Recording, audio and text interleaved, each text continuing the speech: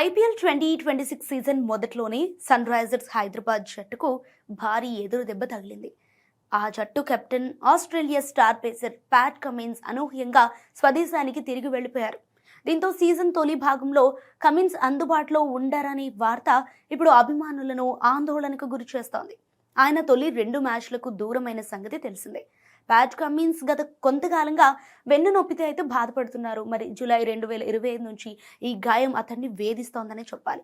IPL కోసం భారత్కు వచ్చినప్పటికీ ప్రాక్టీస్ సెషన్లో నొప్పి తీవ్రతరం కావడంతో మెరుగైన చికిత్స, విశ్రాంతి కోసం ఆస్ట్రేలియా క్రికెట్ బోర్డు సూచన మేరకు ఆయన తిరిగి వెళ్లాల్సి వచ్చింది. ప్రజెంట్ అయితే ఆయన సిడ్నీలో నిపుణుల పర్యవేక్షణలో చికిత్స పొందుతున్నారు. కమిన్స్ గైర్హాజరు వల్ల సన్ రైజర్స్ మేనేజ్మెంట్ డైలమాలో పడింది.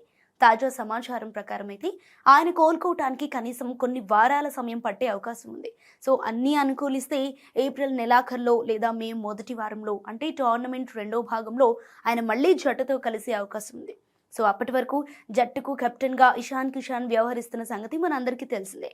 అయితే ఇంతకు ముందు సీజన్లో కమిన్స్ తన అద్భుతమైన నాయకత్వంతో సన్ రైజర్స్ను ఫైనల్ వరకు తీసుకెళ్లారు. కేవలం బౌలర్గానే కాకుండా లోయర్ ఆర్డర్లో మెరుపు బ్యాటింగ్తోనూ ఆయన జట్టుకు వెన్నుముకగా నిలిచారు.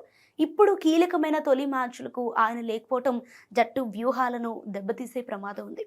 సో ముఖ్యంగా విదేశీ ఆటగాళ్ల కోటాలో కమిన్స్ స్థానాన్ని భర్తీ చేయటం అంత సులభం కాదు.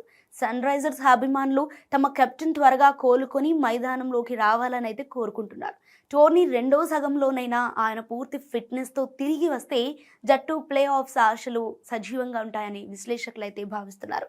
ప్రజెంట్ అయితే కమిన్స్ ఆస్ట్రేలియాలో ఉండి తన రికవరీపై దృష్టి సారించనున్నారు. సో త్వరగా కోలుకోవాలని కోరుకుంటున్నారు.